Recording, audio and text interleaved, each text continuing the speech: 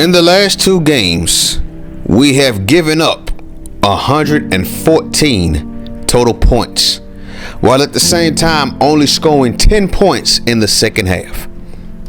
114, and that's mainly due to the fact that our defense ain't that bad, but our offense keeps putting our defense in terrible predicaments. Nevertheless, we got to improve on both sides of the football. So let's get started right now, man. Now, the rest of the way, we're going to focus on offense. We have to get better as soon as we can, man. So we got this cat, Jimmy Williams from Moody, Alabama, quarterback. He got B pass accuracy. I'm happy about that. Got us at number 1. You saw that tackle. He also has us at number 1. Marcus Coleman has us at number 1. Now we're going to sacrifice Michael Smith because, as I said before, we just need to get better on offense. We will focus on defense in the offseason. We're already going to take a hit at middle linebacker. We're going to be losing both of our middle linebackers. Both of them are seniors. Both of them are impact players. So the least we could do is improve on offense. So you saw us get put in the biggest spliff you can find. Look at that. Jackson State scored 24 points in the fourth quarter.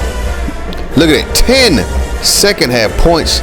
10 second half points in the last two games. Absolutely terrible, man. Joseph Cooley has never had it that bad in his coaching career. Bethune-Cookman beat Cincinnati, last year's Big East champions that Alabama State beat in the Sugar Bowl, in overtime at that. Nice, good job, Bethune-Cookman. Temple beat Texas Southern 20-17. On paper, it looks like Texas Southern was the better team, though. Grambling State, Alabama A&M. Grambling State go up to Huntsville, go back to Grambling with the win, 24-10. Rhyming accidentally. Florida A&M, Arkansas Pine Bluff, 32-16 win for the Rattlers, and Scott had a crazy game. Alcorn State and UConn down there in the reservation. Alcorn State prevailed. Boyd had 16 tackles and 10 of them were for loss. Good God almighty. 4 sacks and a forced fumble on top of that. No doubt that is video game stats.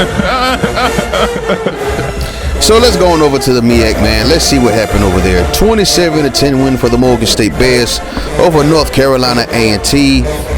Morgan State is now 3-2 on the season, and they dominated the second quarter and the third quarter. Look at Austin, though. 4 touchdowns, 272 yards passing. Good win for the Bears, snapping the losing streak. And then out there in Orangeburg, South Carolina, the real-life Celebration Bowl champions beat Tennessee State. So let's take a look at the top 25 poll real quick. We're going to look at it for one reason only. So look at Alabama State. They're on a bye week, ranked number 3 in the country. They squeaked by the Alcorn State Braves. Well, take that back. I forgot that was their last game. Look at Stone Cold Steve Austin Mason. Over 5 yards to carry, 400 yards rushing, only 2 tutties. Brian Bino Cook is balling so far this season, and so is Lee, the quarterback. Look at Brian Bino Cook. Alabama State Hornets, man. I know they laughing at Joseph Cooley right now for leaving the Gulf Town. That Celebrations Bowl game was crazy, wasn't it, man? Prairie View just straight blew that game. Good God almighty. Look at Dorian Boyd, though, of Alcorn State. 16 tackles, 10 for loss, 4 sacks, a forced fumble. Of course, National Defensive Player of the Week. And then you got Nick Eddie Brock. Good man.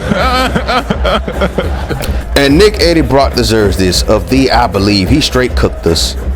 Obadiah Austin of Morgan State, Donald Green of South Carolina State take on offensive and defensive players of the week. Both teams getting big wins. So as you man, we gotta get it together. We are 0-2 in conference play and only won 1 game all season. 1-4. Second to last in the MAC East, the SWAC East, my bad. Only in front of Alabama A&M. Texas Southern's up top. Florida A&M, Alabama State, and Jackson State undefeated right now in the SWAC West. That's going to be a battle. Morgan State is of right now on top of the MEAC. Let's go on over to our bye week. So we're off this week. Let's see what the final scores were. Southern defeating Prairie View A&M 28-25. Southern scored 14 in that fourth quarter. That was enough to get away from the Panthers. Alabama A&M traveling to Pine Bluff, Arkansas, and they lose again. Alabama A&M have now lost their last 8 games going back to last season. Alcorn State, Texas Southern. Texas Southern squeaked by, get a win in overtime. 30-24 win for them. Alabama State squeaks by yet again, this time in Tallahassee. They beat Florida A&M 26-20, and Graves had a crazy game. 13 tackles, 2 for loss, a sack, and an INT. Alabama State has been squeaking by the last couple of games, but they are still on an 86-game winning streak going all the way back to season 6. Well, season 7, my bad. And then you got Temple and Grambling State. Grambling State beat them by 4. Good job, Tigers. Jackson State 5-0 on the season, beating Bethune-Cookman 37-27. Jackson State is looking to dethrone Alabama State after all these years of the Hornets dominating the SWAC. They dominated so much they even named Detroit Alabama State Midwest. So now, let's go over to the MEAC. Delaware State beat North Carolina A&T 37-24. Mason had a crazy game. Wow, 369 yards passing. Then we got a rivalry game. Norfolk State, Hampton.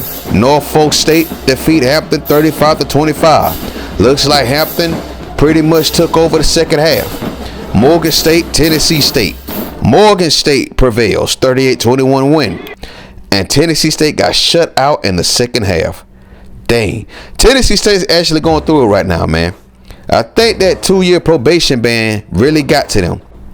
Chaz Jacobs is ready to make his official visit to Mississippi Valley State.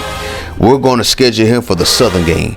We want him in ASAP. We want that commitment in as soon as possible. Fort Hood, Texas, 6'8", 275. If we get that cat near 300 pounds, he going to be a monster in the NFL draft in a few years. So next target, Brian Jackson, this big wide receiver out of Louisiana, standing at 6'7". We're going to go after him hard. Jimmy Williams, another cat we're going after hard. We need that passing talent. Maurice Robinson, on top of his list is Mississippi Valley State.